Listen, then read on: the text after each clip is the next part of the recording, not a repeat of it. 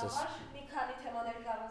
կանդրադառնանք, բայց միկրոֆոնը խնդրում նախ մոտեցնել ձեզ, որ ձայնի խնդիր չլինի։ Ահա։ Եվ այսպես, քարոզարշավի շրջանակներում Նիկոլ Փաշինյանը արդեն բարբերաբար հունից դուրս է գալիս, բղավոցներ, սպառնալիքներ, վնգուններ է հելել անդիմադիրների, ասում են նա, վերջերս անդրադարձավ նաև Գագիկ Ծառուկյանին, որ ավելի կեղտոտ բառապաշարով է իհարկե ինքը խոսում, վզից բռնած բերելու ենք եսել, պարոն Ծառուկյանը մի հստակ բան ասաց,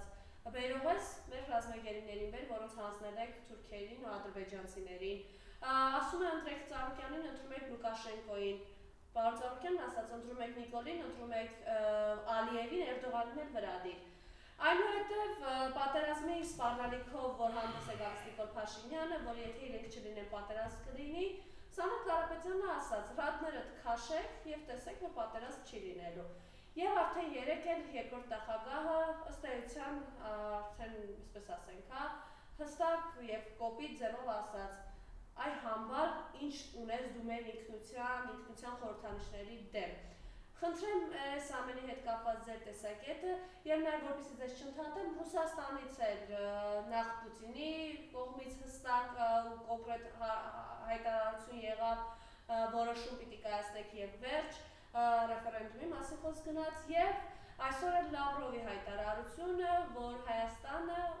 կոնկրետ իրեն դնում է սպառնալիքի վտանգի տակ, առայն որ կզրկվի բոլոր արտոնություններից։ Եթե Եվրամիություն գնան, չէ՞։ Հարցն այն է, որ Եվրամիությունում մեզ չեն սպասում, ոչ մի տեղ էլ չեն գնալու։ Կներեք, բայց լավ, սկսենք երևի Նիկոլ Փաշինյանի ճղածկումներից, հիստերիկ խոսքից, նույնիսկ ոչ եթերային, ոչ հանրային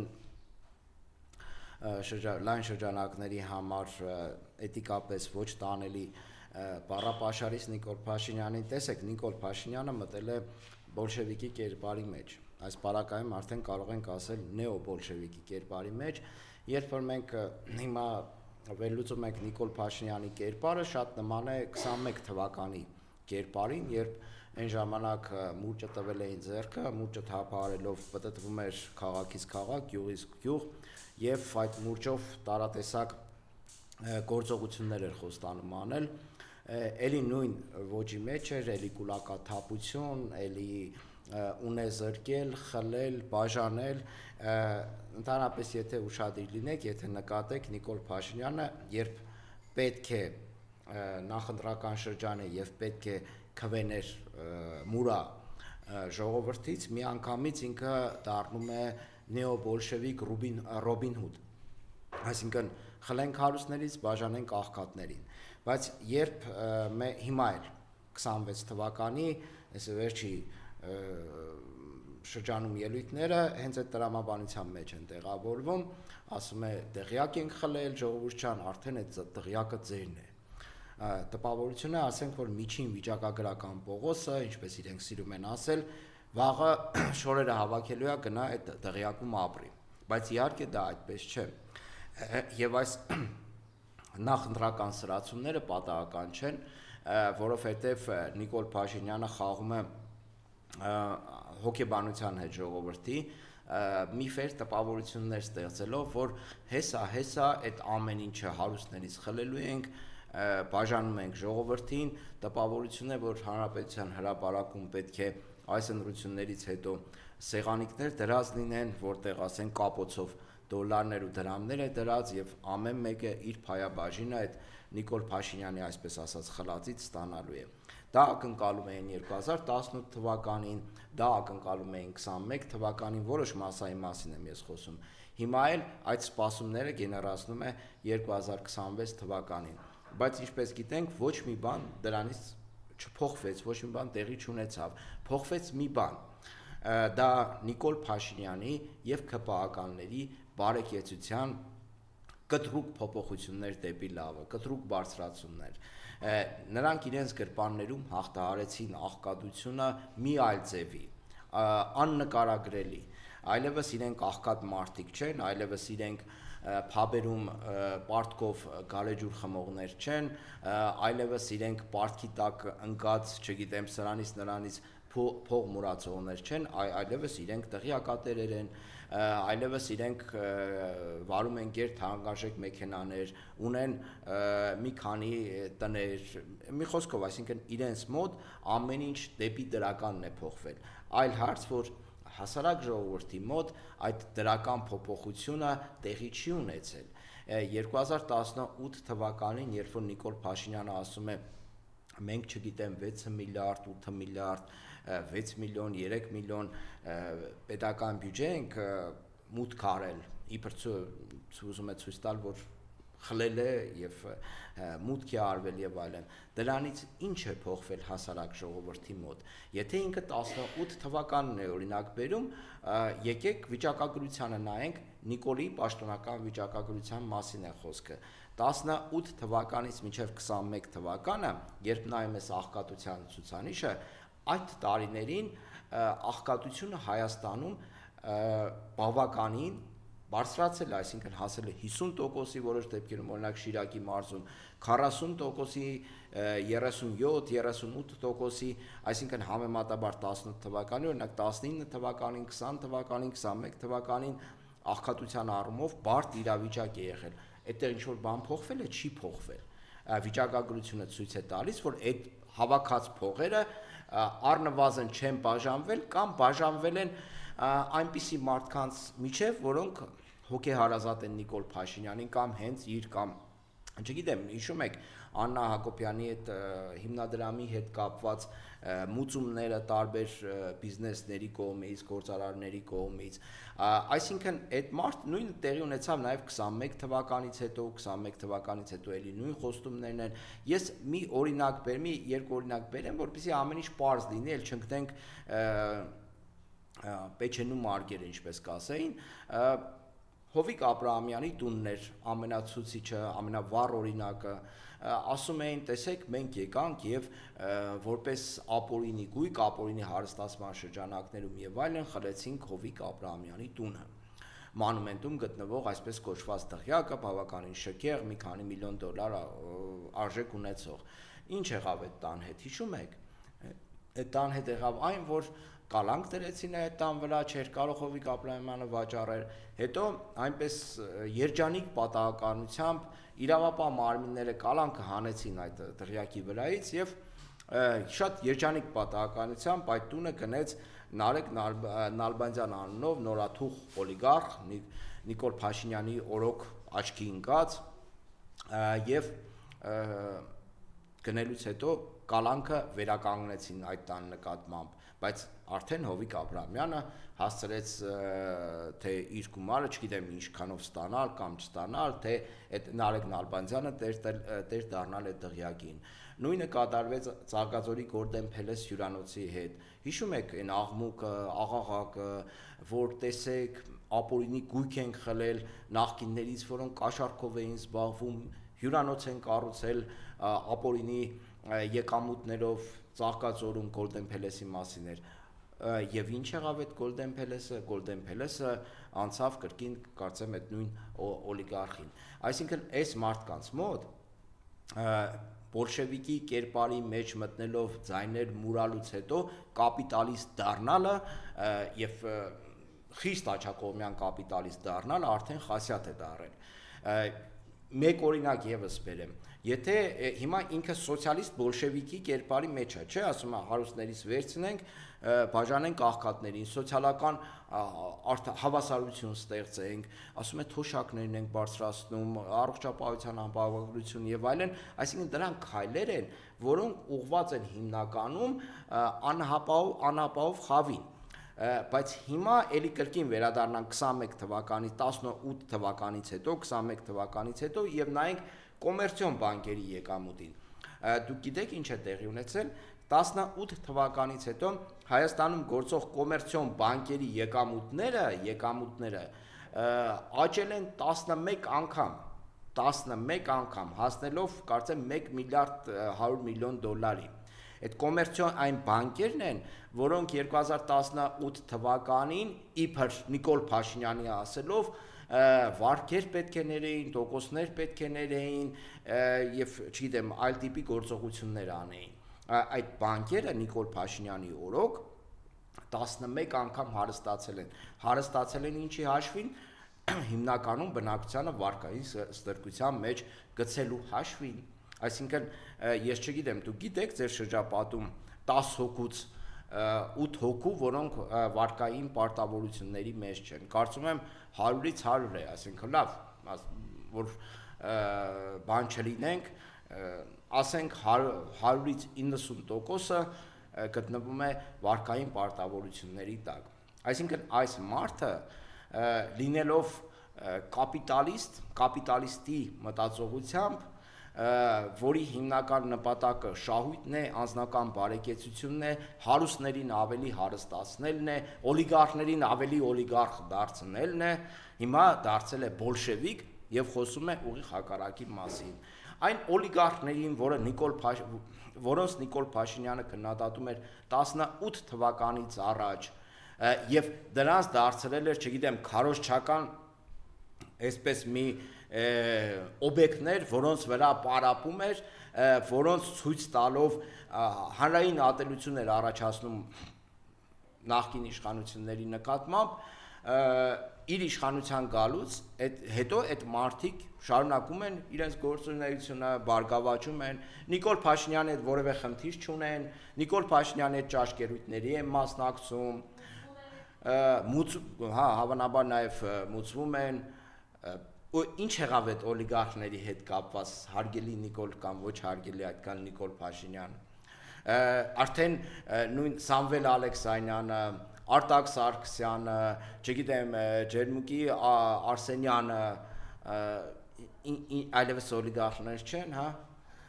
այլևս իրար հետ լավ լեզու գտնում եք,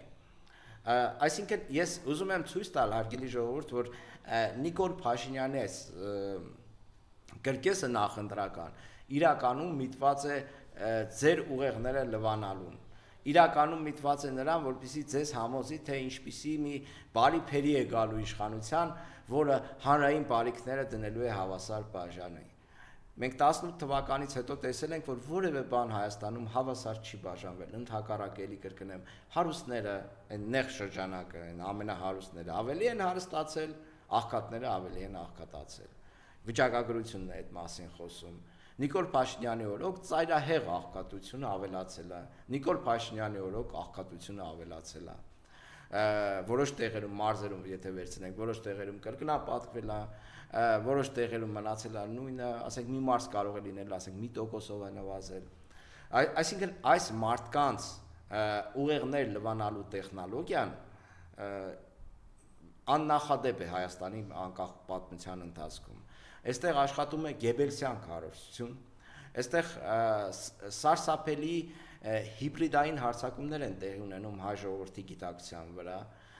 Ես պետք է ասեմ, որ իշխանություններին հաջողվում է իրականում հասարակության մեծ մասի ուղեղները լվանալ։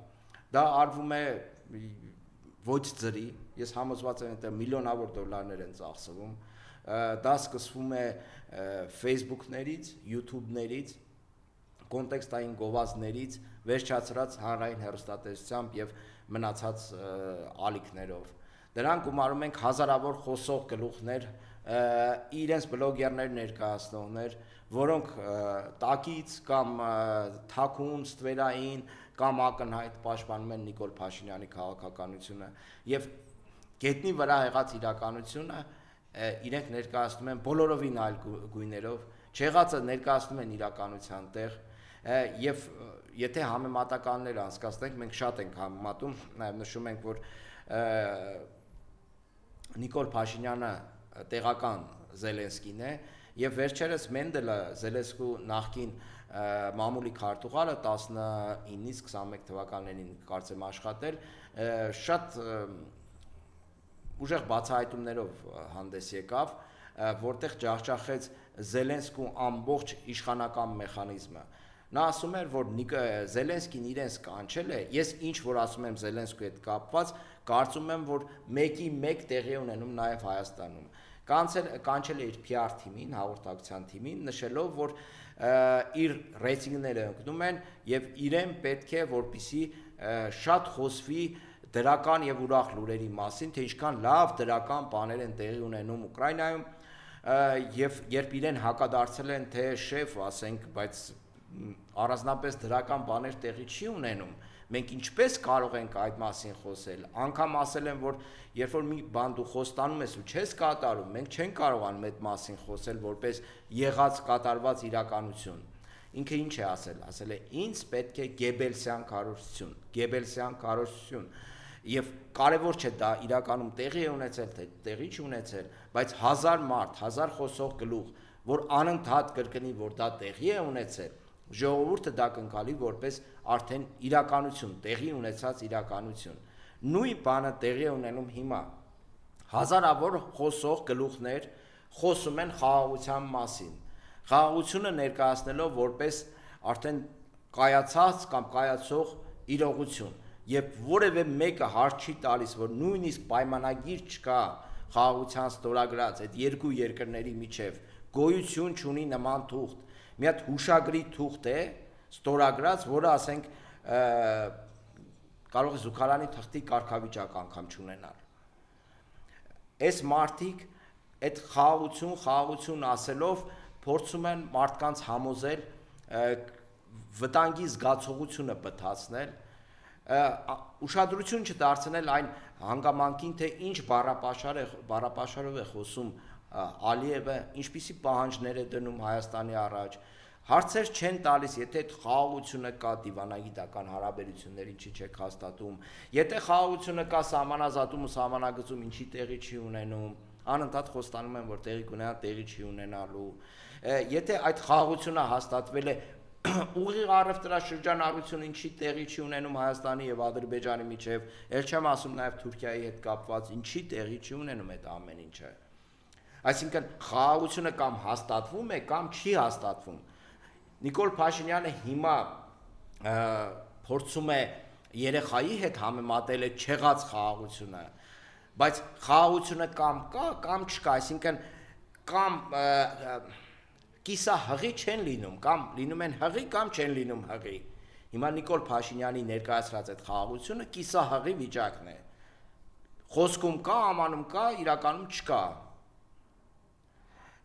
Եվ եւս մեկ փաստ ես ձեզ բերեմ, վերջերս նայում էի սպառազինությունների վրա ծախսերը Հայաստանի եւ Ադրբեջանի։ Ադրբեջանը 20 թվականից հետո կրկնապատկել է ռազմական ծախսերը, դրա մեջ մտնում է սպառազինությունների ձեռքբերում, ամրաշինական ծախսեր, մի խոսքով, ռազմական ծախսեր ընդհանուր առմամբ։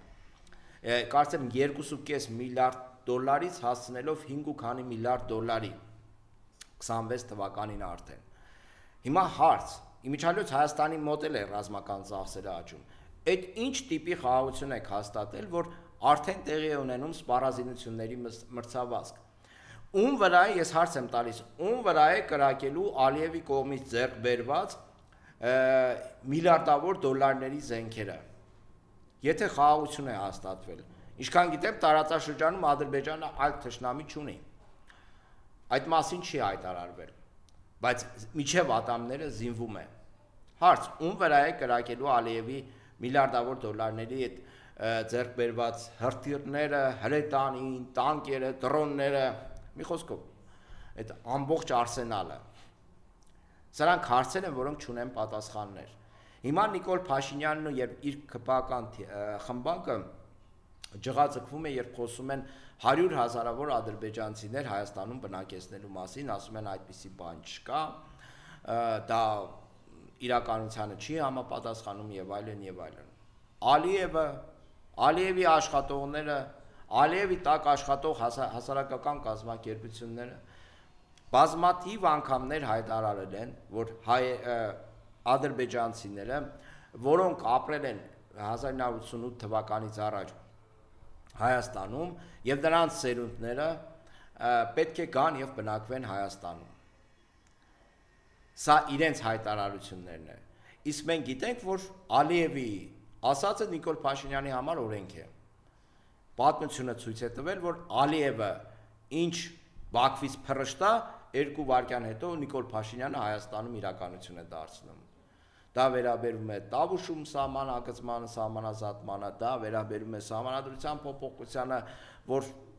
Ալիևը այնտեղից մի բան ասեց, Նիկոլ Փաշինյանը բոլոր հնարավոր միջոցներով, ռադիոներով, հեռուստատեսությամբ, Facebook-ով, YouTube-ներով հայ ժողովրդին համոզում էր, որ կարմիր շորերով երկու ցլերի արանքում ենք հայտնվել, հետևաբար պետք է փոխել սահմանադրությունը։ Այսինքն այս մարդիկ Զելենսկու Գեբելսյան քարոզության բոլոր տեխնոլոգիաները օգտագործելով, դրա համար ունենալով անգրեթե անսահմանափակ ռեսուրսներ, դրա համար ունենալով արևմուտքի աջակցությունը, անվերապահ աջակցությունը եւ իրենց տակ աշխատող ստրուկտուրաների նաեւ այդ քարոզչական կարևոր զենքեր են դարձել YouTube, Facebook-ը, մնացած սոցցանցերը, Instagram եւ այլն, այդ ստրուկտուրաների աջակցությունը եւս ունենալով Նիկոլ Փաշինյանը ուղղակի լվացք է, ուղեղների լվացք է անում Հայաստանում։ Եվ սրա դեմ շատ դժվար է պայքարել, բայց կան տեխնոլոգիաներ, կան հնարավորություններ, ել եմ կրկնում, շատ դժվար է, անհնար չէ, բայց դրա համար պետք է արվեն քայլեր, եւ ես կարծում եմ, որ հիմա դրա հակազդելու համար արված քայլերը բավարար չեն, ընդդիմության կողմից, մյուս մեդիայի եւ մնացածի կողմից, բավարար չեն այդ քայլերը։ Այսինքն հարգելի ժողովուրդ, երբ որ դուք գնաք ընտրատեղամաս հունիսի 7-ին, մտածեք, դուք ում օգտին եք ձայն տալու, այն մարդու օգտին, որը 2018 թվականից մինչև 2026 թվականը պերմանենտ ստել է, բոլոր առումներով, ինչ խոստացել է ու հակառակն է տեղի ունեցել։ Հիմա իրենք, որ ասում են, ասենք Սյունիքի հետ ոչինչ չի պատահելու, իմ մարմնով սարսուռ է անցնում, որովհետև նույն բանը իրենք Արցախի հետ կապված էին ասում, որ Արցախը Հայաստանը եւ վերջ եւ ոչ մի բան չի պատահելու։ Հետո պատահեց, հետո 100,000-ավոր մարդիկ հայրենազրկվեցին, հայկական հողերը դարձան ադրբեջանական, եւ ինչ ասեցինք, այն ժամանակ ասեց սխալվում էի, այն ժամանակ ես ճենջոտ հայրենասեր էի, չէի հասկանում ինչա կատարվում, եւ դրա համար եղավ այն ինչ եղավ։ Իսկ ինչով համոզված չեք, որ հունիսի 7-ին, երբ գնաք կանգնեք ընտրեք Նիկոլ Փաշինյանին, մի տարի, երկու տարի հետո Սյունիքի գլխին փորձանք չի գալու, այլ մարզերի գլխին փորձանք չի գալու, ընդհանուր Հայաստանի գլխին փորձանք չի գալու, ու հիշում եք 19 թվականին Արցախում Ստեփանակերտի հրապարակում երբ Արցախ Հայաստանի եւ դե դա է ասում։ Վերջերս Սյունիքը միշտ բղավեց։ Ասում էր Սյունիքի հետ բան չի պատահելու։ Հիմա իշխան մասն է Հայաստանի այո։ Եվ հիմա դրանից հետո Նիկոլ Փաշինյանը կանգնելու է ասի, ժողովուրդ ջան, կներեք, սխալվել էի, իրականում Սյունիքը մերը չի եղել, ոչ մի անգամ էլ մերը չի եղել։ Այս պարզեցի Ալիևն ու Էրդողանը իմ ականջին նման բաներ են շշնջացել։ Հունիսի 7-ին ընտրելով Նիկոլ Փաշինյանին դուք կրելու եք աներևակայելի պատասխանատվություն նրա քայլերի համար, որոնք նա կանի 26 թվականին եւ 26 թվականից հետո, եթե իհարկե հրաշքով նա եւս մեկ անգամ դառնա Հայաստանի Հանրապետության վարչապետ։ Ընտրելով Նիկոլ Փաշինյանին դուք լեգիտիմացնում եք սուտը։ Եթե երկրի ղեկավարը իրեն թույլ է տալիս պերմանենտ ստել եւ դա օքեյ է մեծամասնության համար կամ ինչ-որ մի ստվար խավի համար, այդ հասարակությունը դառնում է վտանգավոր։ Ստով ու կեղծիքով ապրող հասարակությունը երկար կյանք չի կարող ունենալ։ Նման հասարակությունները հիմնականում ապրում են սուիցիդալ հոգեբանությամբ, ինքնասպանության հոգեբանությամբ։ Եվ ես չափազանցած չեմ լինի, եթե ասեմ, որ հունիսի 7-ին ընտրելով Նիկոլ Փաշինյանին սեղմվելու է ինքնասպանության կոճակը։ Դա կանխելը հետագայում շատ դժվար է լինելու կամ անհնար է լինելու, բայց ես հակված եմ մտածելու, որ հնարավորություն կլինի, բայց ուղղակի շատ դժվար է լինելու։ Եվ դուք կրելու եք դրա ամբողջ պատասխանատվությունը, անվերապահորեն։ Եթե հիմա նայենք եւս մեկ թեմայի անդրադառնամ, խոսքը աշխարհաքաղաքական միջամտության մասին է եւ երևի սրանով ավարտենք։ Նիկոլ Փաշինյանը խոսում է ինքնիշխանությունից, խոսում է անկախությունից, խոսում է այն մասին, որ երբեք Հայաստանը այսպես ինքնիշխան չի եղել։ Հարգելիներս, ուշադրություն դարձրեք։ Հայաստանում երբեք այսպիսի ընտրություններ չեն անցկացվել, որում մասնակցում են գրեթե բոլոր աշխարհաքաղաքական կենտրոններն ու այլ պետություններ։ Այս ընտրություններին այս կամ այն կերպ ազդում մասնակցում կամ վերաբերմունք են ցույց տալիս Ադրբեջանը, Թուրքիան, նաև Իրանին, չնայած Իրանը շատ խառներ այս ընթացքում հնարավորություն չուներ, Ռուսաստանը, էլ արևմուտքի մասին չասեմ, արևմտյան երկրների, Եվրոպական միության, բոլորը խառնված են այս ընտրություններին, այս կամ այն կերպ ազդեցություններով, տարբեր ձևերով։ Աշխարհաքաղաքական Նիկոլ Փաշինյանը, որ խոսում է ինքնիշխանության մասին, Հայաստանը դարձրել է աշխարհաքաղաքական խուրդա, որ մի Մակրոն, որին ասենք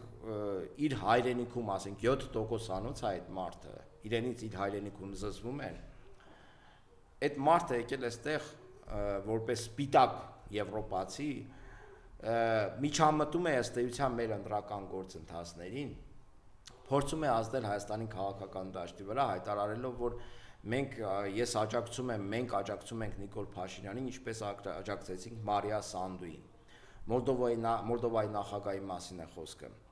որին մի կերպ եվրոպացիների կոպիտ միջամտության արդյունքում հնարավոր եղավ կարգել Մոլդովայի նախագահ։ Եթե այդքան դուրեկան է այդ սցենարը, այս դեպքում գնացեք մի էլ գնացեք, այնտեղ գնալու տեղ չի ըստ էության, բացեք Մոլդովայի մասին ինֆորմացիաները, աղքատության վիճակը, օրենքի օրինականության, արդարության, խոսքի ազատության տարբեր չափորոշիչներ, բացեք եւ մի հատ նայեք, ինչ վիճակում է գտնվում եվրոպացիների սիրելի Մոլդովան, աղքատություն, անարխիա, որևէ բան այնտեղ չի փոխվել, ընդհակառակը ավելի վատին է գնացել։ Հիմա ուզում եք դուք դառնաք Մոլդովա։ Ինչ ստացան մոլդովացիները կոնֆրոնտացիայի մեջ, մոլդովական իշխանությունները կոնֆրոնտացիայի մեջ մտնելով Ռուսաստանի հետ։ Ընդհանրապես ինչերից է պետք Ռուսաստանի հետ կոշտ հակադրությունը, տնտեսական պատերազմը, ցավեցնելու քաղաքականությունը, ինչ է դա տալիս։ Ռուսաստանի համար գիտեք, Հայաստանի կորուստը կարող է որոշակի էֆեկտ տա, շատ թույլ, բայց մեր պատասխանը, մեզ համար հետևանքները, երբ Կովկասում, հարավային Կովկասում ուժերի բալանսը փոխվի, Ռուսաստանը դուրս գա, այստեղ հայտնվի Թուրքիան, այդ դեպքում մեր համար աղետալի է լինելու։ Ասում եմ, մի ժողովրդական խոսք կա, չէ, ասում եմ, կատվի խաղ է, մկան մահ է, մոտավորապես այդ վիճակում կարող ենք հայտնվել։ Այսինքն, այս չկշռադատված, ավանտյուրիստական քաղաքականության արդյունքում մենք դարձել ենք Նիկոլ Փաշինյանը, Հայաստանը դարձել է աշխարհաքաղաքական խուրդա, որից ամեն մեկը մի բան փորձում են ստանալ, իրենց շահերը ինչ որ ձևով Հայաստանի հաշվին սպասարկել, եւ մենք ուրախանում ենք դրանից։ Ինչերից վրա անհասկանալի է։ Ես նշեմ, որ եթե էլի կրկնեմ հրաշքով Նիկոլ Փաշինյանը հունիսի 7-ից հետո դարձավ Հայաստանի Հանրապետության վարչապետ, լրջագույն խնդիրներ ենք ունենալու տնտեսության մեջ, լրջագույն։ Տնտեսությունը ծնկի է գալու։ Դա միանշանակ է, որովհետև այն գումարները, որոնք քարոզության համար Նիկոլ Փաշինյանը սրսկեց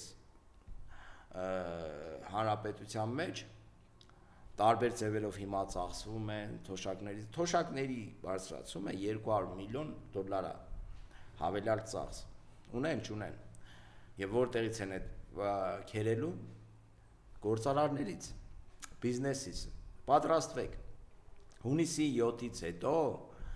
Նիկոլ Փաշինյանը միջև արմունկները մտնելու է ձեր գրպանը, որովհետև փող չկա ըստ էության,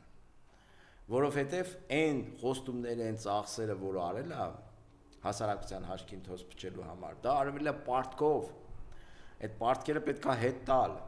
եթե հետ չտան, ասենք, ականջները կքաշեն, հիմա ինչ եք դուք ակնկալում, տալու է թե չէ, այդ փողերը որտեղից են գեներացվելու Հայաստանի Հանրապետությունում, ոչ արդյունաբերություն է զարգացրել, ոչ գյուղատնտեսություն է զարգացրել, ոչ մի բան այստեղ չի զարգանում։